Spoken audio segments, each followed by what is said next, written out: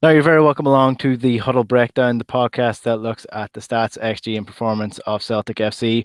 If you missed our season ender podcast with the 20-minute Tims, you can get that over on their Patreon page. It's 20-minute Tims. We're going to be doing something similar here today, except we're going to be taking a more broad look at the club and how the club performed over the course of the season and judging whether or not it was a good or bad season. I'm pretty sure we know the answer to that already. But there is breaking news, and if you've been listening to the podcast over the last couple of weeks, you would have heard us saying multiple times Eddie Howe is not confirmed yet. Well, the news is, as of today, that the Eddie Howe deal has collapsed. That's according to the Daily Mail. Eddie Howe will not be the next Celtic manager after months of talks. And Celtic are now 2 weeks away from pre-season training with no manager, despite getting rid of Neil Lennon in February of this year. So, Al Morrison, Celtic Bank numbers, and Jaco James. It's been a fun day. It's never a dull day when it comes to Celtic. It's never been. Friday. Happy Friday to all the Celtic fans out there. Alan, your thoughts on this? I mean, it's embarrassing, really. Yeah, it is. It is. Just when you thought it couldn't get worse, right? I mean, it's just astonishing. Haven't we been saying that all season? How can it get worse? Yeah, and it's gone beyond coincidence, right? You know, decision making at the top level within the club, and this is now the apex of it. A situation where, as you said, a manager was sacked in February. We're now 2-3 weeks, we call it, away from pre-season training. 3 months later, and suddenly a deal which everybody seemed confident was going to happen. I mean, I was actually personally quite confident, and on the basis of my confidence wasn't some superb in the knownness. It was actually the absence of chatter about anybody else. There wasn't much talk or rumor or about any other person being approached or being in the frame or any suggestion that things were going wrong. And if as it seems, it's down to the inability for Howe to get the backroom staff that he wanted, I just find that an astonishing situation because, anybody that's done any recruitment at any level, you know when you look someone in the eye, when you meet someone in the room, and you sense what their motivators are, especially for a senior executive position like this. You talk to people, you get the background, not just from Howe himself, but also the people that he wants to bring in, because they're clearly a key dependency on getting the deal over the line. And for it to drag on this long and no one to have either twigged or if Celtic have just played along in the hope that it'll all work out all right, it's just negligent. Because it's the football. There's 100,000 managers out there in the world. There's plenty of people that could potentially do a good job at Celtic. If you can't get the deal over the line, set a time frame and then move on.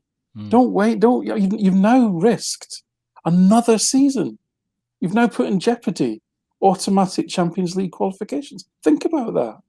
Never mind the fact that the first engagement for the new manager is going to be a very difficult Champions League qualifier. So it's just the thinking behind this. It's not loyalty. It's not decisiveness to say we've picked our guy and we're going to stand by it hell or high water. It's poor business judgment. Simple as that.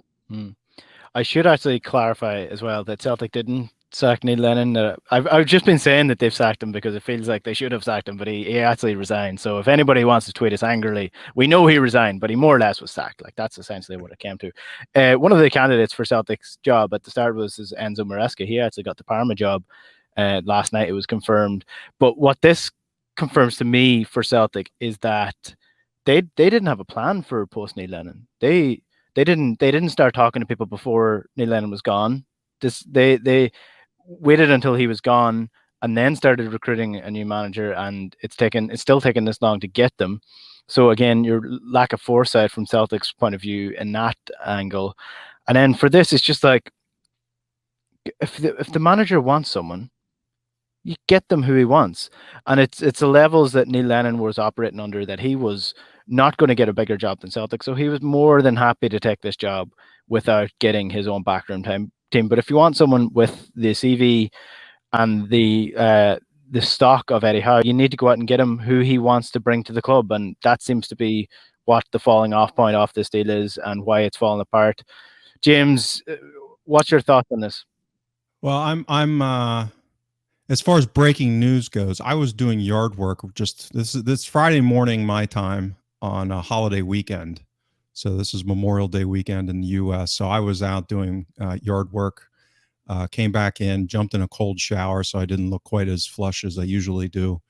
And so you guys broke the news to me actually just before we went live. So the reason why I'm not looking at the camera even more so than usual is because I'm looking over here and trying to catch up on all of the breaking news. It's completely unsurprising to me. The amount of incompetence that's been on display this season has been stunning. I mean, just stunning. And I've in my post Ferencváros thread, I talked about how risk tends to unfold in a nonlinear way, in a feedback loop, right? And again, this gets into technical stuff I won't get into specifically, but the idea that chaos starts to ensue is pretty normal when you get the kind of pent up risk factors that we had. And one of the big levers here is people's brains break. They literally go into things like cognitive dissonance, and the ability to make good, sound decisions in the midst of high pressure is very difficult. And this has been, a series of bad decisions that has unfolded really since August, because number one, I think the people in charge have had inflated sense of self. I've called it the misattribution problem, which is, because of the domestic success in Scotland, there's been all of this kind of, I call it faux dominance, right? So we've been dominating over a league that didn't really have a huge amount of competition, and we've won a lot of trophies, yes, but there's a reason why the barometer in Europe has been so poor, and it's because the club has not been run well in the last, relatively speaking, meaning that if you look at relative to what's going on in the industry, in this modernization wave that's taken place in the last 5, 6, 7 years, we've been woeful. And this is reflective of senior management that does not understand the industry that they're taking part in at this point. The fact that a manager was at the center of the rebuild is the biggest example of that. I've been harping about this since February, basically, when this first started to, the talk of Howe, and really the first talk as far as Harkin maybe being the target and director of football in this restructure. So I think, like 10 in a row, they came into this season with a plan. The plan was we were going to win 10 in a row, and then John Kennedy was going to be the next manager. And it was going to be this nice, orderly passing of the baton from Neil Lennon to John Kennedy. And, you'd have Nicky Hammond running football operations, and everything was going to be fine. And then all of this risk boiled up, chaos ensued, and the level of decision-making has been a disaster within that context. So completely unsurprising to me. And maybe for different reasons. My thought the whole time was that it didn't make any sense that Howe would come to Celtic and have to answer to a director of football like Harkin. But if it was the support staff, backroom staff not willing to move up into Glasgow, who knows? But the whole fact that this has all been built around a manager, like a Brendan Rodgers 2.0 attempt, is, to me, was reflective of archaic ideas and poor management. But having mooted the notion that a director of football was going to be appointed, and then not to appoint that person, and then to build everything around a manager who seemingly is insistent on having specific backroom staff, it's all the wrong way around. You've got to have a strategy to begin with, and then you've got to deliver on your strategy, and you do that in an orderly way. You would surely get your director of football in first, and then you'd think about what are the structures we need to make the football operation successful.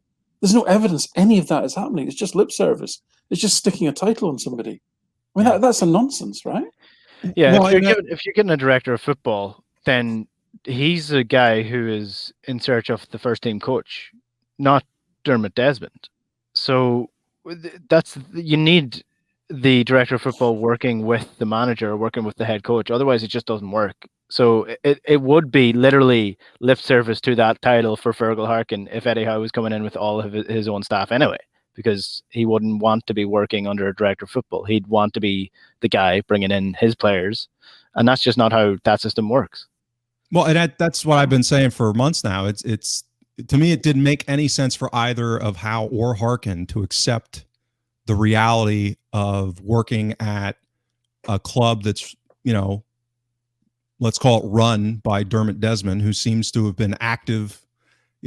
We've discussed this before. The fact that Desmond was talking to Lennon regularly, that's never a good sign. Particularly because Desmond's shown himself not to be, he's not the guy that runs Brentford, the owner at Brentford, so the ideas that he laid out in that Athletic article interview back in September, I mean, it was just shocking, some of the stuff. I mean, like 1950s type of thinking in certain things. So why would Harkin come with that power struggle? Why would Howe come? It never made sense to me relative to the dynamics. This goes back to also, I mean, the idea that Eddie Howe was some kind of savior or even a Rodgers 2.0, I think was silly.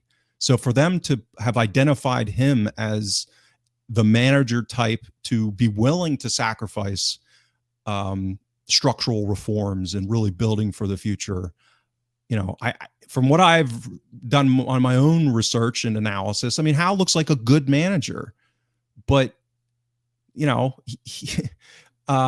most of that excellence was done just as the industry was starting to change rapidly, and that's good enough that you basically piss away 3 months. Waiting. Exactly. No. Nobody is, right. Nobody that Celtic are going to get.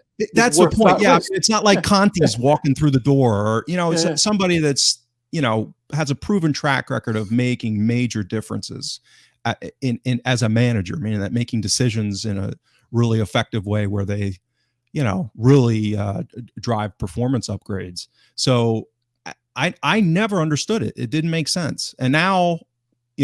I guess now they'll scramble to install Harkin, because now I would think the equation is going to tilt towards Harkin being the power center. I'd be shocked if that doesn't get announced quickly, because the PR on this is going to be a disaster. And then whether they're going to install somebody else, I would think relatively quickly, whoever that might be. Who the rumors are flying. Again, that's what I was looking over. The national coach of Australia's Enda, you mentioned Patrick Vieira. I mean, I really hope it's not Patrick Vieira. Patrick Vieira is just a Roy Keane, but former Arsenal. Like, this is what this is for me is just embarrassing, because I mean, we probably should have been worried when the club were tweeting about season tickets and are saying that we had hoped to have a manager installed by this point. I retweeted it with the picture of the guy protesting, saying our expectations were low, but holy fuck.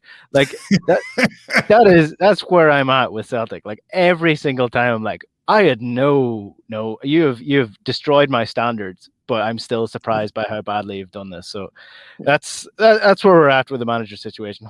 We might have a manager in the next 2 weeks before the season actually starts. So we might return to that and do a pod once a manager is actually installed, because we do want to talk about the season. And I suppose this decision, this Eddie Howe situation, it sums up exactly why this season was such a shit show in the first place, because the planning, the cohesion within the entire structure of Celtic Football Club is just a mess. So I guess we'll start with the very start of the season, and that's transfers. So Celtic brought in Barkas for nets. They made sure they kept Odsonne Edouard for another year. El Yunusi stayed at the club for another year. There wasn't a huge amount of ins and outs. It was essentially they brought in a couple of players to help them towards the 10-0, but I know that both of you were not very impressed with the signings because of the idea around the structure and the team and the formation. So I guess we'll start there, Alan. What were the warning signs for you when Celtic were buying in for the new season? So the concern was obviously the sort of spine of the team, and it was starting from the goalkeeper, right? So Forster had been a hugely influential figure for the team. He'd arguably been the difference between Europa League qualification and not, and arguably, well, I don't even know if it's arguable, to be fair. He won the League Cup, and all of the good feeling that brings, and the momentum that brings to the side. And clearly, he was a player who, as the games got bigger, he seemed to perform at a higher level. And so it was obvious as well that Lennon wanted Forster back, and it looked like, with his situation at Southampton, he'd go back, he would be on the bench again. Is that really where he wanted to be? All the mood music I heard was, again, he's very happy. He loves Celtic. He loves working with Steve Woods. Therefore, surely something could be worked out. And for whatever reason, that never happened. And it seemed like we were kind of on the back foot on that fundamental position. And we end up, rather than accepting the fact that, given that Forster has been third choice at Southampton in the time, there are probably a lot of goalkeepers that are pretty decent, right? Sitting around, kicking around football, not being used. Do you need to go and spend $5 million on a goalkeeper? I don't think so. I think you could probably pick one up from La Liga or the English Premier League or anywhere who's not figuring in the first team, who's keen to make a move. I mean, the guy that Aston Villa signed, was it Martinelli? I can't remember. Is it Martinez? It was at Arsenal forever on the bench, and then suddenly became a hero in the cup run, and then had a good season for Villa. There's bound to be other players like that knocking about, and it never felt like Lennon was bought into Barkas, and that was what concerned me. He never even started. First game of the season, Bain was in goal, and then Barkas was in goal, and it just smacked of indecision from day one. And through that was the goalkeeper situation. We then looked at the other pieces. The other warning signs for me was Edouard staying, because it felt like it was probably on the back of a fantastic season, and with 2 years left on his contract, would be the classic moment to cash in. And for me, that I would have been perfectly happy with that. I don't want to lose Edouard, but let's be sensible here. He's not going to be Callum McGregor. He's not going to be here in 6-7 years' time, right? The guy's going to go and play for a top side, and Celtic could have got a lot of money for him, and that money would have then bought 2 or 3 really good players. We did well with Julien.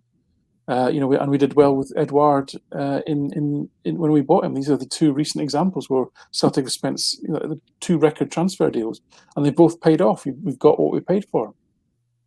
Could have bought another couple of players of that ilk. So this whole sort of keeping the squad together piece sounded great. Sounded like, the Celtic are really committing and going all in here. But actually, at the back of your mind, you're thinking, well, do they really want to be here? I mean, if they've been told we're not selling you at any cost, that's not going to be a motivator as such, I don't think.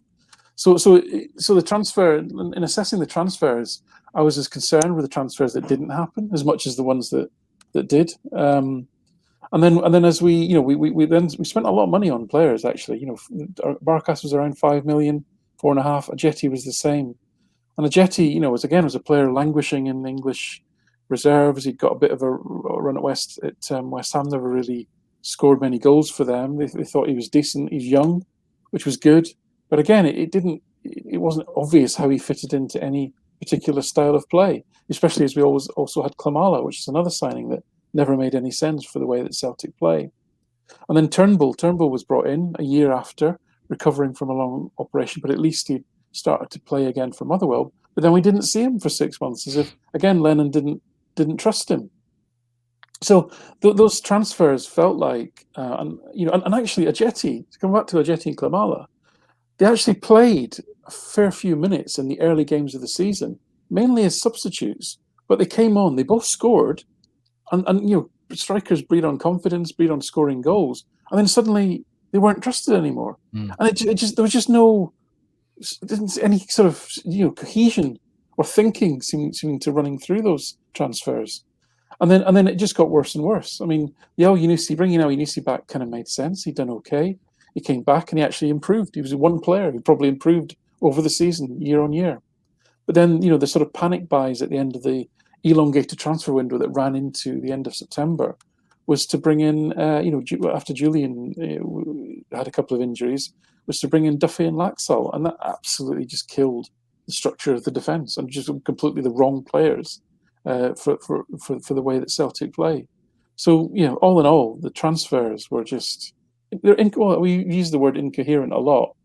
They were so bad that I've seen many people on Twitter and so forth saying, "Oh, we should never have got rid of Hayes and Simunovic and Craig Gordon." I mean, it's got to be pretty bad where your cognitive dissonance kicks in to such an extent you think keeping those guys would have been a good idea. But that's how bad it was. Yeah, I have seen some people saying that we should have kept them. James, this comes into a wider discussion that we've had multiple times about the formation and what Celtic were trying to do this year. Because at times they were playing the diamond, at times they were playing 4-2-3-1. But it seemed at the start of the season, at least, they were building for a 3-5-2 that never really took any shape because of who they brought in. This is where my opinions are rank speculation. So I'll caution in advance that this is the case. And I'll just get the lawyers on the line here. Hang on. Yeah. No, nothing. Hopefully, nothing illegal, or slanderous. But I think that the conception date of the Lenity Frankenstein, as people, they've called it Lenity. I call it a Frankenstein because I think it was an unnatural merger or attempted merger of the Rodgers ethos of kind of possession-centric controlling of a game, and then trying to freshen that up, shall we say, with Lennon's preference for directness and speed and getting forward. And in the 2-0 loss to Rangers towards the end of 18-19 in Lennon's caretaker tenure, the game started in 3-5-2. And that was kind of the first major emergence of that under Lennon in his return. And when we started back then for 1920, we went through a very cohesive, understandable recruitment window for a system. And outside of Brown continuing in the role, a misplaced role in the 4-2-3-1, everything else made sense. Every other recruitment piece that window made sense relative to the system we came into the season looking like we were going to play, which is 4-2-3-1/4-3-3. And then, and in fairness to Lennon, Rodgers had problems with Gerrard's 4-3-3 system in that last season. Even before Rodgers' departure, meaning that the competitions in the two derbies prior to Rodgers leaving were relatively even though Rangers had a talent deficit. So my theory is that after the Cup final, where we squeaked by and won because of Forster, we won 2-0 at Ibrox in the first derby, but that was really because of a tactical ambush rather than playing a system. Where it probably wasn't going to work more than once in the way that Celtic approached that game. And then the 29th of December, where we lost 2-0 at home, to me, what happened was Lennon probably, asserted himself a little more and saying, I want to go a different direction. And that's where this game plan of 3-5-2 kind of came in. And we came out of the winter break having installed this as the kind of the primary system. I think that's probably what the game plan was going to be going into the last derby. That was not the last, but what would have probably been the second to last prior to the lockdowns. And then entering the season, that seemed to be what was going to be the game plan is, again, making 3-5-2 the priority and the primary system. And that's why I even said it at the time. To me, the Alianusi re-signing didn't make any sense, given that likely being the case. Pretty much everyone else in the window does make sense relative to going 3-5-2. Going with Duffy, having a, I don't think he's a good fit, was never a good fit even within a 3-5-2, but another high end, let's call it, center back to fill out a 3. The idea that you were going to have either Julian, Ayer, or Duffy on the bench systemically for the season, probably not credible given the amount of money invested in each of the 3. A Jetty, if you're going to sign him, makes more sense as a second striker, kind of as a replacement, quote unquote, for Griffiths, rather than a single striker in a 4-2-3-1. The kind of hybrid wing backs that we ended up signing. So yeah, and then that all falls apart, and we kind of go back and forth, and it turns into chaotic, incoherent vacillation between systems, and them not really understanding or being able to cognitively accept the core of the problems. And they kept trying to tweak things that weren't the problems. They kept trying to solve things through changing systems, swapping out certain people, and they just weren't able to address the core of the problem. And it was basically just shuffling the chairs on the decks of the Titanic. And the recruitment, 3-5-2 would have been okay with a couple of tweaks.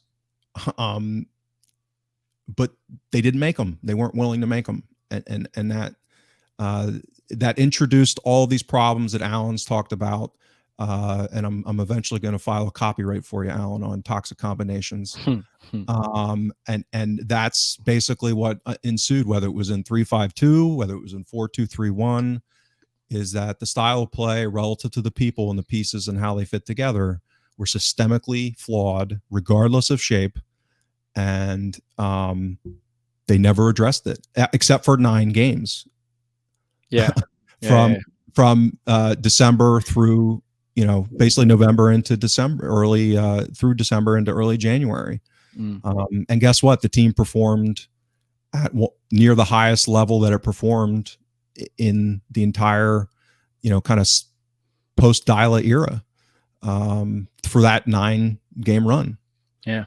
I remember at the time looking at the team and wondering how a group of professional coaches at any level could not see that playing 3-5-2 with 2 fullbacks like Laxalt and Frimpong, bombing forward, basically not being back at all, basically playing as wingers, with Brown in the middle, working as your legs, and Shane Duffy as the right side of the 3 at the back.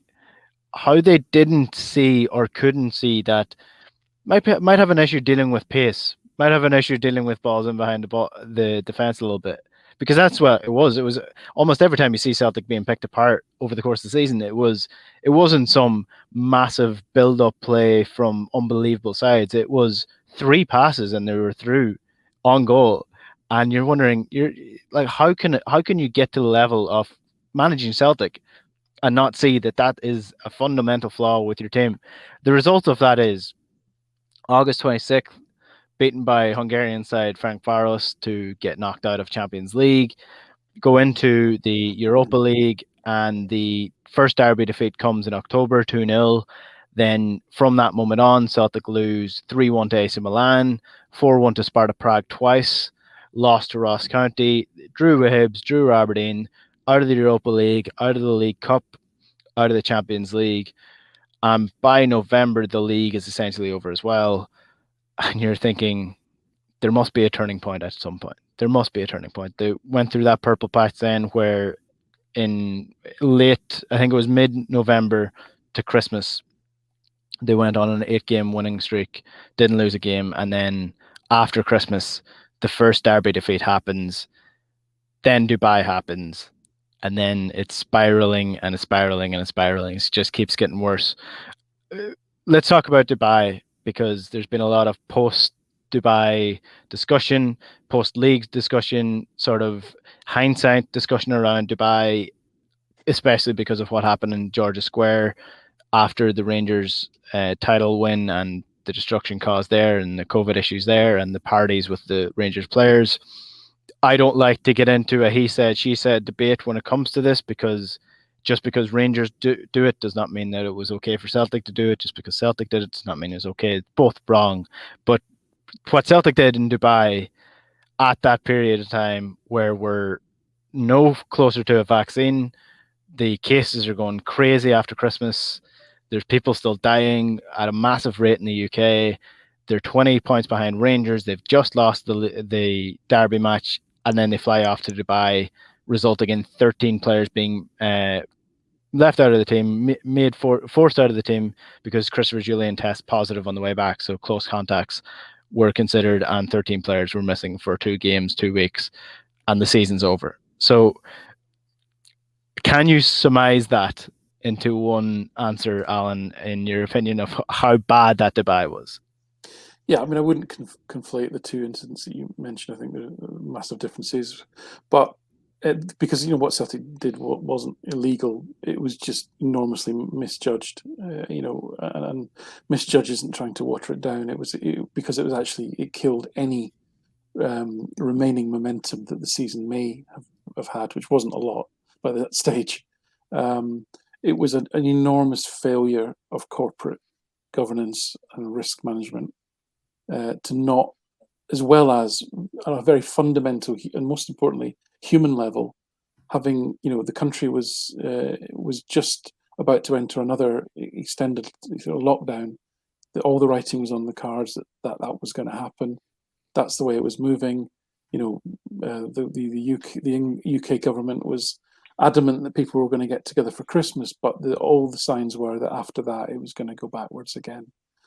And so, with that mood music, both in the country and, as you mentioned, in terms of the context of how the team were performing, the mood music amongst the support, what everyone was having to deal with, but also just on a practical level, just as a practical level of organising a group of employees to undertake a venture like that in the context of a global pandemic.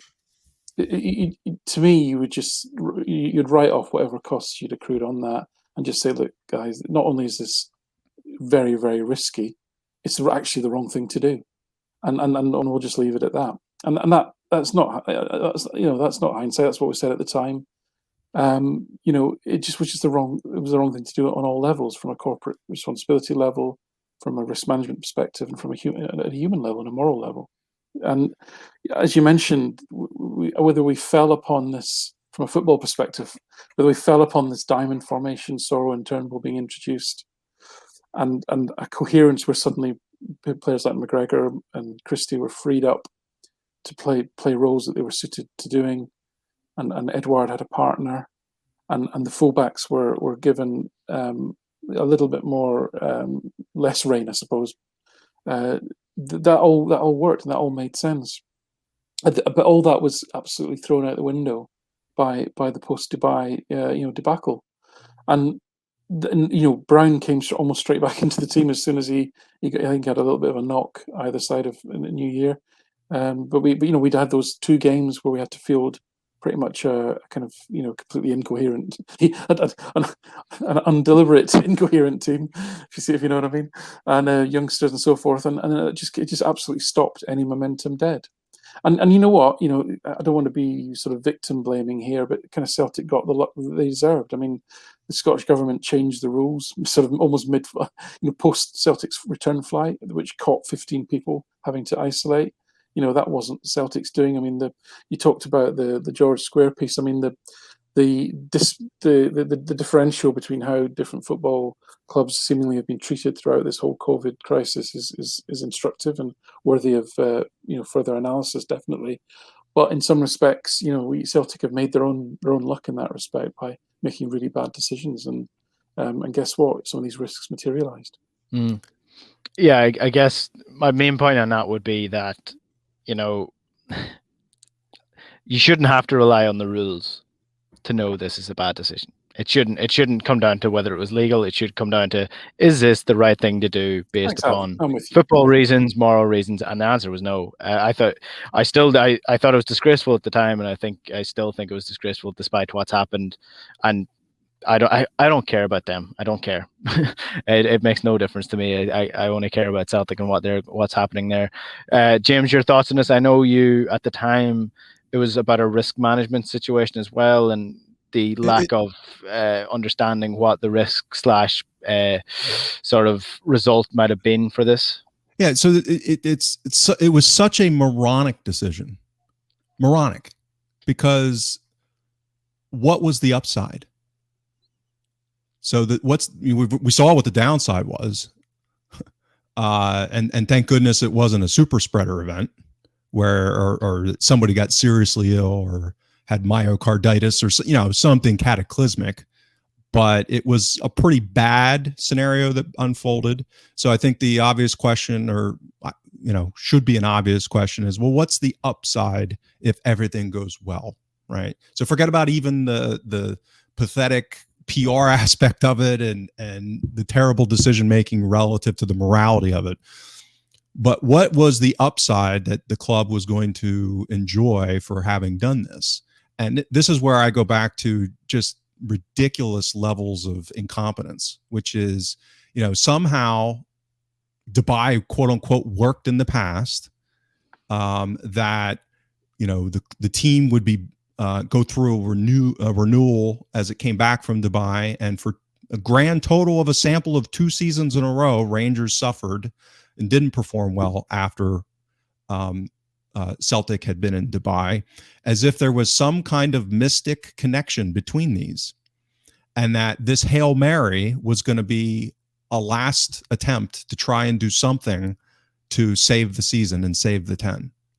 Not looking at an analysis of saying, well, Rangers squad depth was inferior to Celtic the last 2 seasons, and they had a rash of injuries post winter break last season, just normal variance. Al and I have harped on how Rangers have enjoyed positive variance this season and outperformed their XG differential and that type of thing. Well, after the break of Dubai I have to get used to this now, 2 seasons ago of 1920, Morelos scored on 0 of 35 shots in the league after Dubai. And that was on an XG per game level that was similar to what Edouard had posted pre-Dubai or pre-winter break for Celtic, which was a good level. I mean, it wasn't as good as afterwards, but we're not talking about Morelos playing horribly and not getting in good scoring positions during this period. He just had a really bad stretch of form, bad variance. So no, those couldn't be reasons. It was because of the mystic connection of the winter training camp in Dubai. That is just so ridiculous. That this level of decision making was taking place, and then the debacle of how the club managed the process coming back, the hostage video of Scott Brown, the Peter Lawwell whatever that was, and then the absolute shit show of Neil Lennon's press conference after having been stuck in his house for 10 days or whatever it was, and then him coming out just wild. And you couldn't write. I mean, this was like Tiger King level of nonsense, like just craziness of incompetence and people just lashing out incoherently. I mean, just crazy. I mean, it deserves a Netflix special as how crazy this was. Yeah. And these are the people that are making and this is where the Howe blowing up situation completely makes sense within this context. Again, if you go start to finish this season, none of this is surprising once you see the feedback loop of just absolute nonsense that went on. And this is what we know. Who knows what's been going on behind the scenes? And I can almost, I can't guarantee anything, but I'd be shocked if there isn't just suitcases of nonsense that we're probably never going to find out, or some of it will leak out. Because if this is the stuff that got public, who knows the kind of nonsense that was going on behind the scenes. Because again, you've got people in a hypercharged environment of stress in the middle of a pandemic, living horrible. You know, everyone's been living a horrible form of their life for the last year plus. More so even in Scotland because of the severity of the lockdowns and how extended they've been. So it just stunning. Amazon Prime should have done an all or nothing with Celtic rather than Spurs, because this season would have been box office. They actually did. It was the Netflix documentary, the Sunderland one, Sunderland Till I Die, season 2. If you watch that, I'd say it reminds me of a lot of, I'd say, what you were saying there about what's going on that we don't know about. Like, there's a scene in that where it's transfer deadline day, and Sunderland obviously clearly did not have like a long list of people, but one person they wanted was a striker, and they wanted Will Grigg, and they started their bid at, like, I'll make up the figures, but this is how extreme it got. They started their bid at 1.5 million, say, for example, and the chairman was absolutely not budging beyond 3 million. That's what he said at the start. It gets to the point where there's 2 hours left in the transfer deadline window, and they offer 5 million for Will Grigg, because the chairman was like, just go out and do it. Just like, we haven't planned for this, so just go out and do it. That feels to me what Peter Lawwell and Dermot Desmond, that's what we're not seeing, is that's how the club's been run. That they're like, they were caught so much on the hop with the Brendan Rodgers stuff. They seem to be caught so much on the hop with this Eddie Howe stuff now, that it's just like, how do you, is it a level of naivety? Is it a level of just, I don't know, incompetence that's beyond where they're running a club the size of Celtic? It's absolutely crazy. The results of this is that Neil Lennon does get sacked or / resigns in February after a run of form that just doesn't pick up after the Dubai stuff. Then John Kennedy takes over. There's a whole different layer of Celtic under John Kennedy, but the results are still the same. Rangers go on to win the league. Celtic get knocked out in the Scottish Cup by Rangers in the semi-final. And it actually leads to St. Johnstone oddly winning the double, which is absolutely fantastic for them, to be fair to them. But let's talk about external factors and what potentially might have caused this, because as bad as Celtic are, I don't believe, and I don't think anybody on this podcast believes, that Rangers are as far ahead as they are in the league table and in points tally. So let's talk about the uncontrollable external factors that affected the season. So I guess Rangers are going to play a large chunk of this, or a large role in this, Alan, in terms of the external uncontrollables that they were overachieving essentially this season. Yeah, I think again, listen, before anyone gets too selective with quoting me on this, is that, you know, Celtic have been absolutely the reason that Celtic are in this position is because of Celtic and Celtic people. And to your point, although we can't know the individual motivators of people, what is the most obvious answer? The most obvious answer is that, you know, hubris, arrogance, complacency are all well-documented outcomes from prolonged periods of success. And eventually those factors that I've just mentioned take over, because what you did 9 years ago when you started to win, you think you just need to repeat that. And as James said, we go to Dubai because we did it last year and it worked, rather than thinking about what is right for us to do today. So that's I think really what it is. But as we know, football is a game massively influenced by fortune. It's and it's a game where, especially this season more than any, there have been so many external variables at play. And Celtic have not performed in a way that they deserve the rub of the green or the break of the ball, and they certainly haven't had it in any shape or form. And you know, on the other side of the city, where you've had a very well organised, well recruited, well coached side, you know, the opposite I think has been the case. It's not the most important factor, because, as I say, it is the incompetence and incoherence of the way Celtic were set up, recruited for, and put out on the pitch that was the main factor. But if you look at, for example, just injuries, I mentioned this before. I don't think people mention enough the impact of not having Christopher Julian for the majority of the season. I mean, he was Celtic's most experienced and capable defender, as a pure out defender. He was the leader of the defence, and to lose him and Forster has been a massive blow. I think Forrest was probably less serious in terms of the way that the team played, but nevertheless, again, he was probably integral to that 3-5-2 potentially that never ever came to fruition this season, or very rarely came to fruition at all. If you look at number of matches lost to injury over the season, and I think I stopped counting maybe 10 games before the end of the season, but then by that stage, the season had long finished in terms of materiality. I think Celtic lost 198 matches worth of players, so 198 appearances that first team players could have played, and that was across something like 16 different individuals over the season. Whereas for the Rangers, it was 125, I think. So quite a significant difference in matches lost to injury in that extent, and also the key personnel, and as I say, especially Julian. That probably had an impact. What did it make the difference in the season? No, I don't think it did, but it certainly didn't help. You look at other externals. We've mentioned expected goals. I mean, the expected goals differential. I mean, Celtic actually were on the right side of fortune, if you want to put it that way, for expected goals.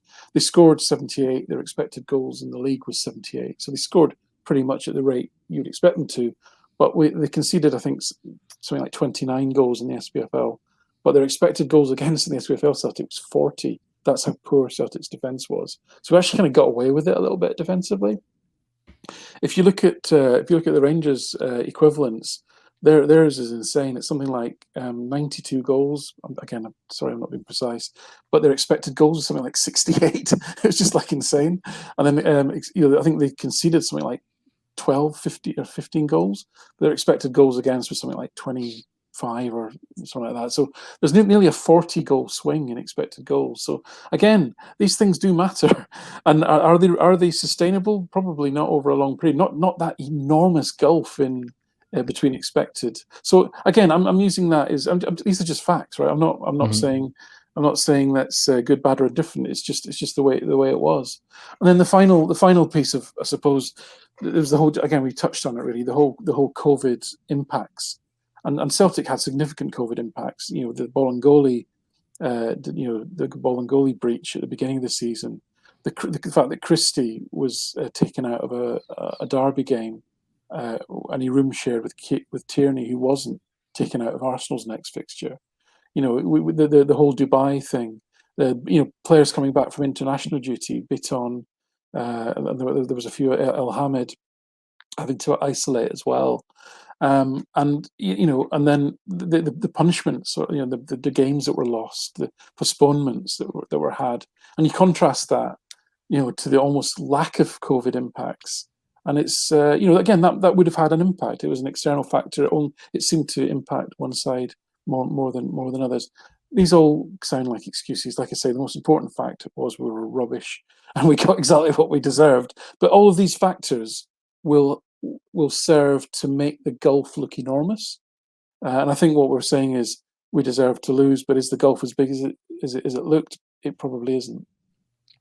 Yeah, I guess what we're getting at here is not trying to make excuses for the season, because essentially what it is that, Celtic were shit.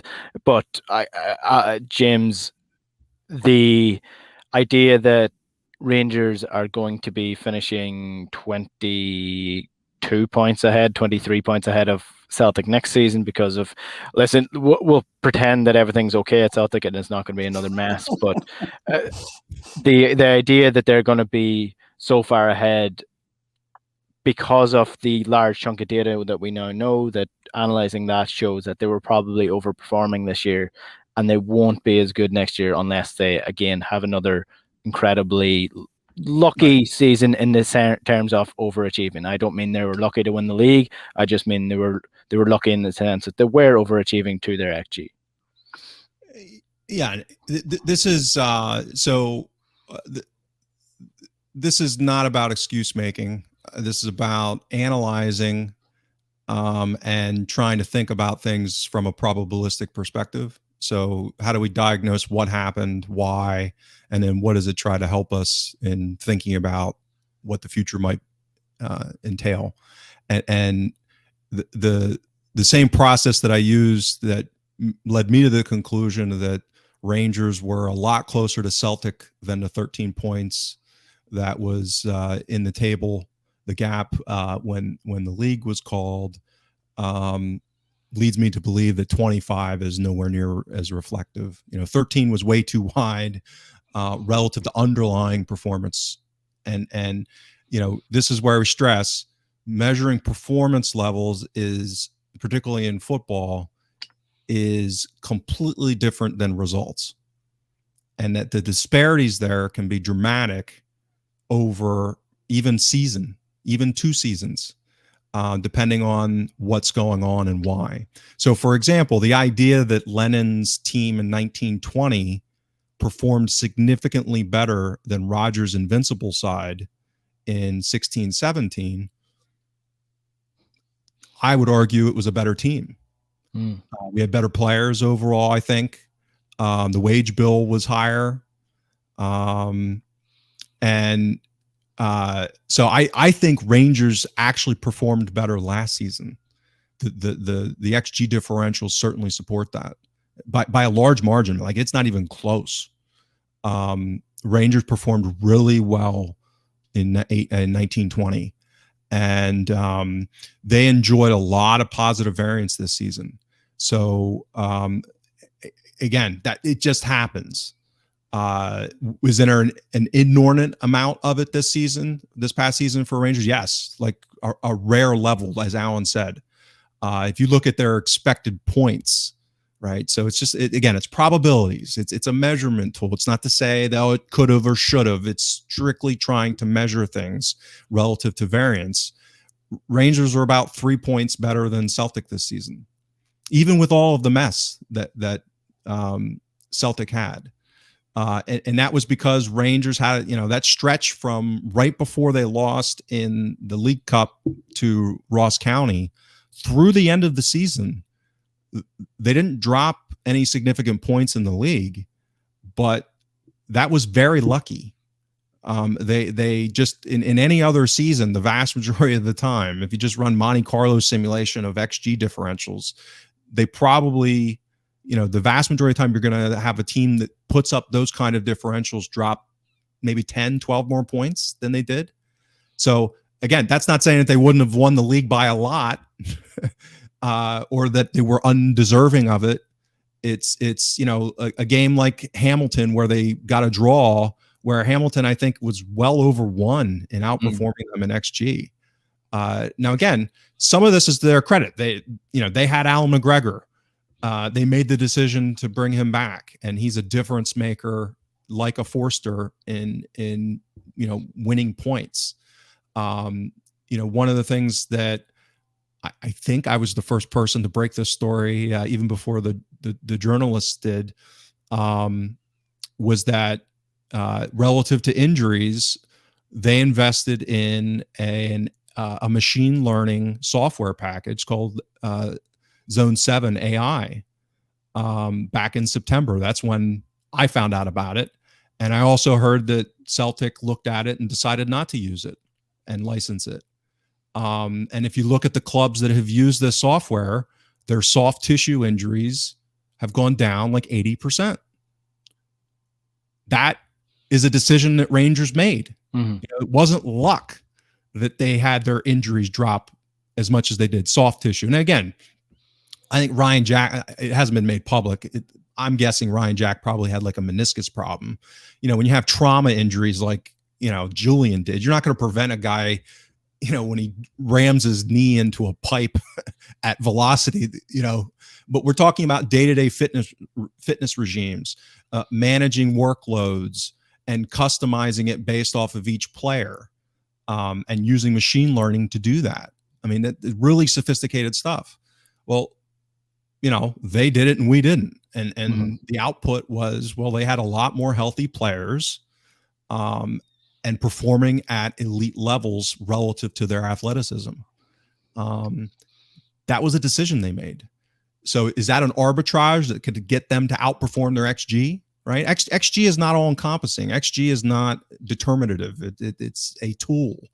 And I fully believe that, this is a debate.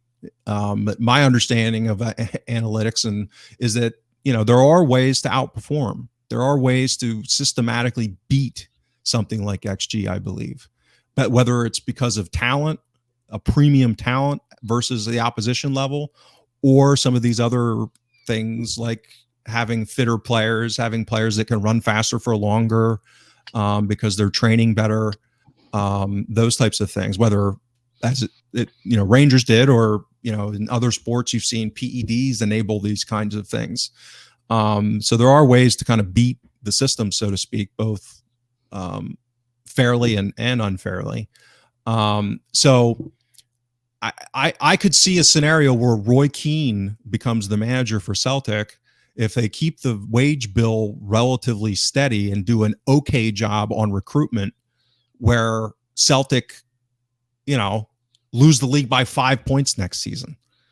Does that mean that it's a quote unquote better team, or that they performed better than, and Rangers could perform better next season and not earn 102 points? Yeah. They could perform better next season in underlying metrics and win the league with 90 points, right?